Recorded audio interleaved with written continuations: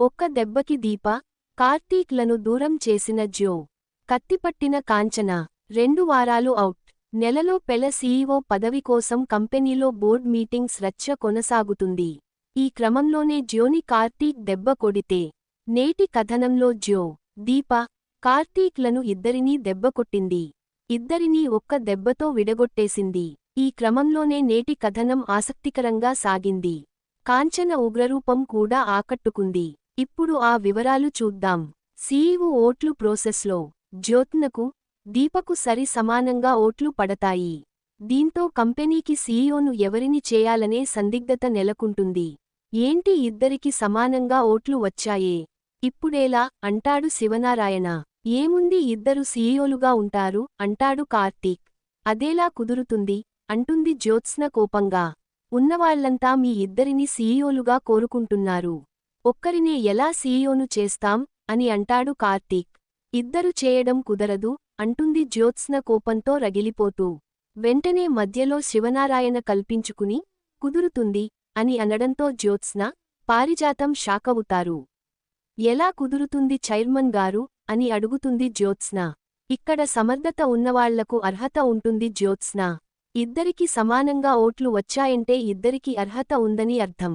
కానీ కంపెనీని నడిపించే సమర్థత ఇద్దరిలో ఎవరికి ఉందో వాళ్లే సీఈఓ అవుతారు అంటాడు శివనారాయణ. అదెలా నిర్ణయిస్తారు? ఇంటర్వ్యూ నిర్వహిస్తారా అని అడుగుతుంది జ్యోత్న. లేదు పరీక్ష పెడతా అంటాడు శివనారాయణ. దీప, జ్యోలకు తాత పరీక్ష. తాత అలా అనగానే పారు.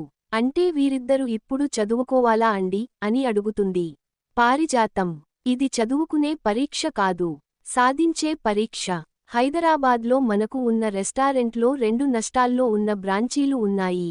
అందులో ఒకటి జ్యోత్స్నకు, మరొకటి దీపకు ఇస్తాను. వీరిద్దరికి 2 వారాల టైం ఇస్తాము.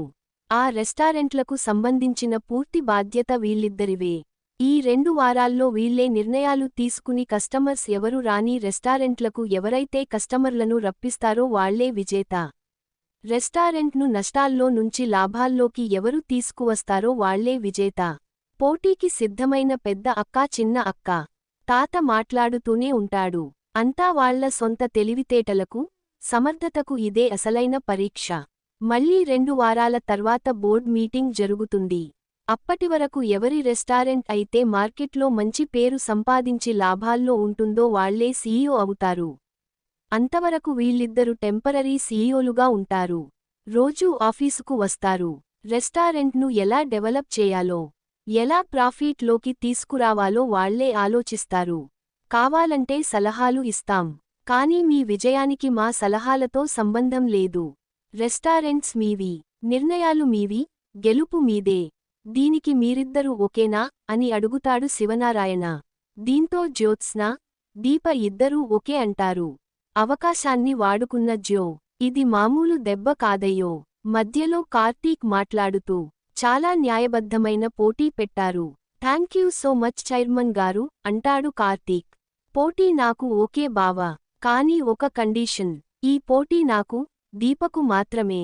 నువ్వు ఇంతకు ముందు ఈ కంపెనీ సీఈఓ కాబట్టి నీ సలహాలతో దీప ఈజీగా గెలిచే అవకాశం ఉంది. అందుకే ఈ 2 వారాలు నువ్వు దీపకు ఎలాంటి సలహాలు ఇవ్వకూడదు అంటుంది జ్యోత్స్న. నా భార్య మీద నాకు నమ్మకం ఉంది. నేను సలహాలు ఇవ్వకపోయినా తను గెలుస్తుంది అంటాడు కార్తీక్ నమ్మకంగా. పాయింట్ నంబర్ 2, నువ్వు, దీప విడిపోవాలి అని జ్యోత్స్న అంటుంది. దీంతో అందరూ షాకవుతారు. వెంటనే దశరథ కోపంగా, ఏం మాట్లాడుతున్నావు నువ్వు అని అంటాడు. దీప కోసం దశరథ్ ఆవేశం. దశరథ్ కోపంగా మాట్లాడటంతో జ్యో కాస్త తగ్గి, విడిపోవాలి అంటే శాశ్వతంగా కాదు డాడీ. ఈ పోటీ జరుగుతున్న 2 వారాలు దీప, బావ ఒకే ఇంట్లో ఉండకూడదు అంటుంది. నా భార్య, నేను ఒకే ఇంట్లో ఉండకూడదు అని చెప్పడానికి నువ్వు ఎవరు అంటాడు కార్తీక్ కోపంగా. నీ భార్యకు పోటీగా దిగిన మనిషిని అంటుంది జ్యోత్స. మరీ కార్తీక్ ఎక్కడుంటాడు అని అడుగుతాడు దశరథ కోపంగా. మన ఇంట్లో ఉంటాడు అంటుంది జ్యో. వెంటనే గ్రాని, దీప వాళ్ల వైపు ఉన్నట్లు నటిస్తూ, జ్యోత్స్న ఏంటిది అరుస్తుంది. వెంటనే నువ్వు విన్నది కరెక్టే గ్రాని అంటూ తన మనసులో మాట చెప్పడం స్టార్ట్ చేస్తుంది. కార్తీక్ ని మాట్లాడనివ్వని జ్యో, దీపను రెచ్చగొట్టి. లేదంటే బావ తన తేలివి తేటలతో దీపను గెలిపిస్తాడు. కాని ఇక్కడ గెలవాల్సింది దీప తన సొంత తెలివితేటలతో. దీప తన సొంత తెలివితేటలతో గెలవలేదు అని చెప్పమనండి. బావను దీపతోనే ఉండనిస్తాను. కాని అప్పుడు మీరందరూ ఆలోచించాల్సింది తోడు ఉంటేనే గాని గెలవలేని మనిషి సీఈఓగా ఈ కంపెనీని ఎలా నడిపించగలదు? నీకు చేతకాదు అని చెప్పు, నేను సరే అని చెబుతాను అంటుంది జ్యోత్స్న. దీంతో కార్తీక్ కోపంగా జ్యోత్స్న అని అంటాడు గట్టిగా. వెంటనే జ్యోత్స్న పొగరుగా చేయి అడ్డుపెట్టి, నేను దీపతో మాట్లాడుతున్నాను బావా. నువ్వు ఆగు అంటుంది. కండీషన్కి ఓకే అన్న దీప. ఇక కార్తీక్ కంగారు. దీప వైపు చూస్తూ, ఒప్పుకోవద్దు, ఆ మాటలు పట్టించుకోవద్దు అన్నట్లుగా దీపను ఆపే ప్రయత్నం చేస్తాడు. కాని దీప అప్పటికే జ్యో మాటలకు రెచ్చిపోతుంది. జ్యో అలానే మాట్లాడుతూ ఉంటుంది. నాకు సామర్థ్యం ఉంది, సమర్థత ఉంది. నాతో పోటీ పడే దమ్ము దీపకు ఉంటే నాతో ఒంటరిగా బరిలోకి దిగమని చెప్పు. అంత దమ్ము లేదు అంటారా? పోటీ నుంచి తప్పుకోమనండి. ఏం దీప, ఒప్పుకుంటున్నావా? తప్పుకుంటున్నావా అని అడుగుతుంది జ్యోత్స్న. పోటీకి నేను ఒప్పుకుంటున్నాను. అవును బావా, పోటీకి నేను ఒప్పుకుంటున్నాను. ఈ 2 వారాలు నీకు దూరంగా ఉండటానికి నేను ఒప్పుకుంటున్నాను అంటుంది దీప. అందరి నోళ్లు మూయిస్తూ. వెంటనే శ్రీధర్ మాట్లాడుతూ, జ్యోత్స్న, ఇది అన్యాయం. వాళ్ళిద్దరూ భార్యాభర్తలు. పైగా దీప ప్రెగ్నెంట్. ఈ టైంలో భర్త అవసరం ఉంటుంది అంటాడు శ్రీధర్ కోపంగా. పర్సనల్ లైఫ్ను ప్రొఫెషనల్ లైఫ్తో ముడిపెట్టొద్దు మామయ్య. మీరన్నది నిజమే అయితే దీపను ఇంట్లో కూర్చుని రెస్ట్ తీసుకోమనండి. ఎవరు వద్దన్నారు అంటుంది జ్యోత్స్న. అడగడానికి న్యాయం ఉండాలి కదా జ్యోత్స్న అంటాడు దశరథ విసుగ్గా. దీప ఒప్పుకుంది కదా డాడీ అంటుంది జ్యోత్స్న. అమ్మ దీప, జ్యోత్స్న పెట్టిన కండీషన్ నాకు నచ్చలేదు. కాకపోతే ఇది మీ ఇద్దరి నిర్ణయాల మీదనే ఆధారపడిన పోటీ. కావాలంటే నీ నిర్ణయం వెనక్కు తీసుకోవచ్చు అంటాడు శివనారాయణ. ఓడిపోయేవాళ్లే అడుగు వెనక్కు వేస్తారు తాత అంటుంది జ్యోత్స్న. అసలు తగ్గని దీపక్క. జ్యో ఉచ్చులో చిక్కిందిగా. అయితే దశరథ్ బాగా కంగారుపడతాడు. కార్తీక్ చెవిలో జ్యోత్స్న దీపను రెచ్చగొడుతుంది. తొందరపడొద్దని దీపతో చెప్పరా అంటాడు. నిర్ణయం నా చేతిల్లో నుంచి జారిపోయింది మామయ్య. దీప ఏం చెప్పినా కట్టుబడి ఉండాల్సిందే. చూద్దాం దీప ఏం చెబుతుందో అంటాడు కార్తీక్. చెప్పు దీప. ఓడిపోయానని ఒప్పుకుంటూ నిర్ణయం వెనక్కు తీసుకుంటూ అని జ్యోత్స్న అంటుండగానే, లేదు అని గట్టిగా అరుస్తుంది దీప. నేను నిర్ణయాన్ని వెనక్కు తీసుకోను. జ్యోత్స్న చెప్పిందానికి కట్టుబడి ఉంటాను. నేను ఈ పోటీలో గెలుస్తాను మామయ్యగారు అంటుంది దీప. రేపే సంతకాలు. వెంటనే జ్యో పొగరుగా. ఇది కోడలి మాటంటే అగ్రిమెంట్ రాయించండి చైర్మన్ గారు. సంతకాలు పెట్టడానికి మేమిద్దరం రెడీగా ఉన్నాం. బావ, దీప కలిసి ఉండకూడదని అనే కండీషన్ అగ్రిమెంట్లో క్లియర్గా ఉండాలి అంటుంది ధీమాగా. ఈ అగ్రిమెంట్స్ రేపు రెడీ అవుతాయి. మార్నింగ్ మీరిద్దరు సంతకాలు చేసి మీ వర్క్ స్టార్ట్ చేయండి. మీకు ఏ రెస్టారెంట్ ఇవ్వాలో అనేది రేపు చూద్దాం అని అంటాడు శివనారాయణ. బావ, పోటీ ఈ క్షణమే మొదలవుతుంది. నువ్వు ఈ రోజే ఆ ఇంట్లో నుంచి వచ్చేయాలి అని అంటుంది జ్యోత్స్న. సంతకాలు రేపు అన్నారు కదా అంటాడు దశరథ. అది దీపకు నాకు డాడీ, ఇది బావకు నాకు జరుగుతున్న పోటీ. ఏమంటారు మామయ్య అని వెటకారంగా అడుగుతుంది జ్యోత్స్న. శ్రీధర్తో, మీకు నచ్చినట్లు చేసుకోండి, నేనేం అంటాను అని కోపంగా వెళ్ళిపోతాడు శ్రీధర్. జ్యో నాటకం. దీపా, నువ్వు ఒప్పుకోకుండా ఉండాల్సిందే అంటుంది పారిజాతం నటిస్తూ. గ్రానీ, దీప ఏం చిన్నపిల్ల కాదు. ఈ పోటీలో గెలిచి సీఈఓ పోస్టును భర్తకు గిఫ్ట్గా ఇవ్వాలనుకుంటుంది. ఇక్కడ అందరూ మేధావులే, అమాయకులు ఎవరు లేరు అంటుంది జ్యోత్స్న. దీంతో దీప, కార్తీక్ వెళ్ళిపోతుండగా మధ్యలో పారిజాతం తన మీద అనుమానం రాకుండా ఉండాలని నాటకం మొదలుపెడుతుంది. దీపను రాచి రంపానా పెడుతున్నావు కదే, నువ్వు బాగుపడవు, నువ్వు బాగుపడవు అంటుంది పారిజాతం. శాపనార్థాలు పెట్టింది చాలు. పద పారు అని దీపను తీసుకొని వెళ్ళిపోతాడు కార్తీక్. పారు, జ్యోల సంబరం. అంతా వెళ్ళాక పారు జ్యోని పట్టుకుని సంబరంగా, సారీ జ్యోత్స్న, నేను నీ వైపు ఉన్నానని అనుకుంటారని నిన్ను తిట్టాను. ఏమనుకోకే అంటుంది పారిజాతం. మనకు మంచి రోజులు మొదలయ్యాయి గ్రానీ. ఈ నటించడాలు ఎక్కువ రోజులు అవసరం లేదు గ్రానీ. నేను పెట్టిన కండీషన్ ఒప్పుకుని దాని తలకొరివి అదే పెట్టుకుంది. ఇప్పుడు వాళ్లతో ఎలా ఆడుకుంటానో చూడు అంటుంది జ్యోత్స్న. మరోవైపు కాంచన దగ్గరకు వెళ్తాడు శ్రీధర్. ఆ జ్యోత్స్న సీఈఓ అయితే ఎవరి నెత్తి మీద ఎక్కి కూర్చోకుండా సరిగ్గా ఆఫీసులో కూర్చొంటుంది. చెప్పండి ఏం జరిగింది మీటింగ్లో అని అడుగుతుంది కాంచన. ఇంతలో జ్యో వస్తుంది. నువ్వు ఎంత అడిగిన మామయ్య చెప్పడు అత్తయ్య అంటూ లోపలికి ఎంట్రీ ఇస్తుంది జ్యోత్స్న. జ్యోని చూడగానే రెచ్చిపోయిన కాంచన. ఇక జ్యో రాగానే కాంచన కోపంగా నువ్వెందుకు మా ఇంటికి వచ్చావే అని అడుగుతుంది. దాంతో జ్యో ఒంటరిగా రాలేదు, నీ కోడలిని తీసుకుని వచ్చాను అంటుంది.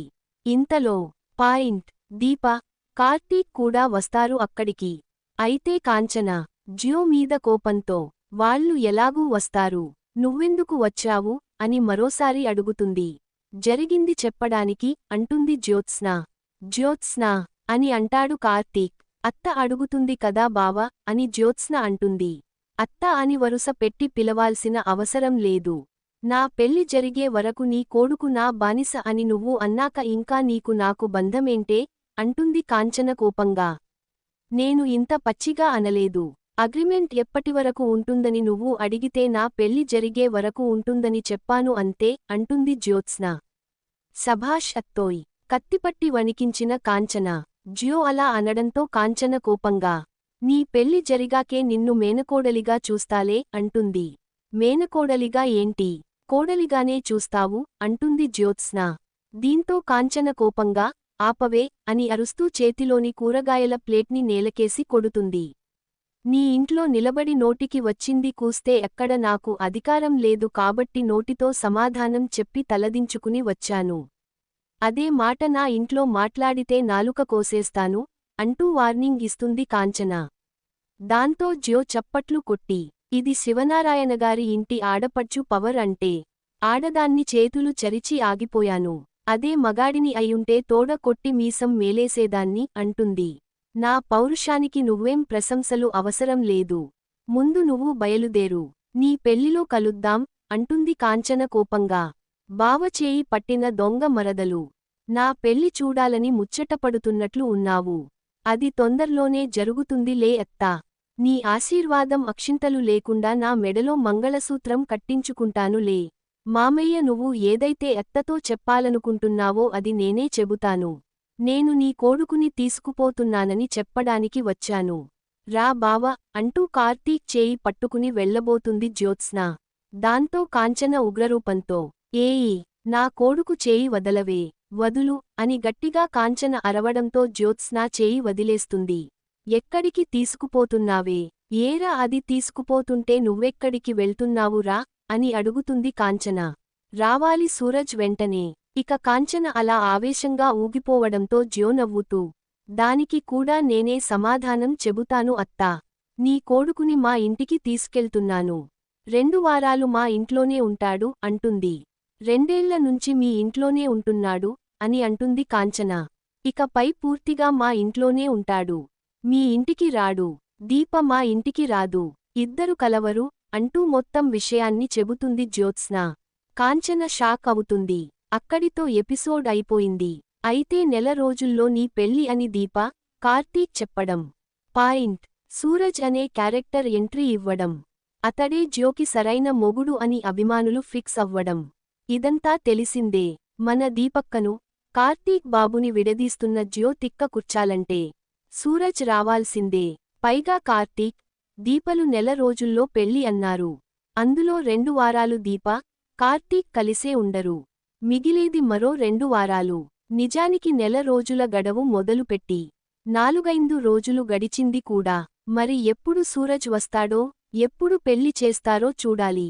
మరిన్ని వివరాలు తరువాయి భాగంలో చూద్దాం.